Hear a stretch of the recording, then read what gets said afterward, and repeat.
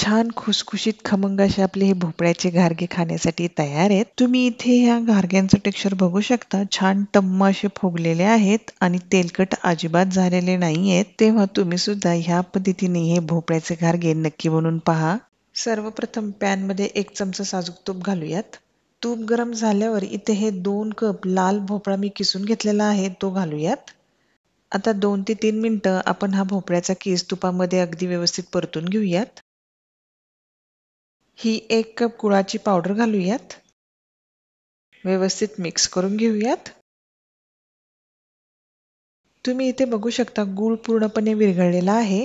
आता एक 5 मिनिटं ह्या गुळाच्या पाण्यामध्येच आपण हा भोपळ्याचा किस शिजवून घेणार आहोत. तुम्ही इथे बघू शकता भोपळा अगदी व्यवस्थित शिजलेला दिसतो आहे आणि हे मिक्सचर सुद्धा छान घट्ट असं झालेलं आहे. आता गॅसची फ्लेम बंद करूयात. ह्यामध्ये ही थोडीशी वेलची पावडर घालूयात. मिक्स करून घेऊयात. आता हे मिक्सचर आपल्याला पूर्णपणे थंड होऊन द्यायचं आहे. हे भोपळ्याचं मिक्सचर पूर्णपणे थंड झालेलं आहे. त्याला आता ह्या बाउलमध्ये काढूयात. आता ह्यामध्ये 2 टेबलस्पून बारीक रवा आणि 2 टेबलस्पून तांदळाचं पीठ घालूयात. थोडंसं मीठ घालूयात. आता ह्या सर्व गोष्टी ह्या चमच्याने व्यवस्थित मिक्स करून घेऊयात. आता हे 1 कप गव्हाचं पीठ आपण ह्या मिक्सचरमध्ये घालूयात. मिक्स करून घेऊयात. हे पीठ एकदम न घालता थोडं थोडं करूनच घालायचं आहे. तुम्ही इथे बघू शकता पूर्ण 1 कप गव्हाचं पीठ आपण ह्या मिक्सचरमध्ये घातलेलं आहे आणि छान असा गोळा तयार झालेला आहे. आता वरतून हे थोडंसं साजूक तूप घालूयात. पुन्हा एकदा व्यवस्थित मळून घेऊयात. आता ह्याला कव्हर करून एक 20 मिनिटं रेस्ट देऊयात. 20 मिनिटं झालेली आहेत. आता ह्या पिठाचे आपण छोटे छोटे गोळे करून घेऊयात.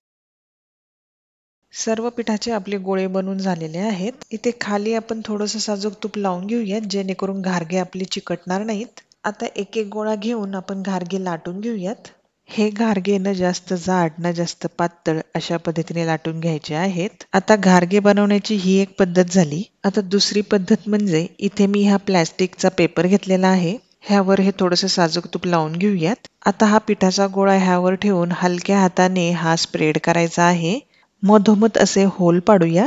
बघा ह्या अशा पद्धतीने सुद्धा घारगे तुम्ही बनवू शकता. आपल्या पूर्ण पिठाचे हे घारगे बनवून झालेले आहेत. इथे हे तेल गरम झालेलं आहे. आता एक एक करून आपण हे सर्व घारगे फ्राय करून घेऊयात. बघा किती छान असे हे घारगे फुलतायत. खालच्या साईडने घारगे फ्राय झालेले आहेत. आपण आता ह्याला पालटून घेऊयात.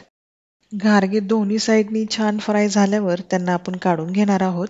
मध्ये होल पाडून घेतलेले घारगे सुद्धा मी तुम्हाला फ्राय करून दाखवते. बघा हे घारगे सुद्धा किती छान फुलतायत. हे घारगे आपण हवाबंद डब्यामध्ये जर ठेवले तर 5-6 दिवस आरामशीर टिकतात. त्यामुळे प्रवासादरम्यान खाण्यासाठी हे घारगे म्हणजे एक परफेक्ट स्नॅक आहे.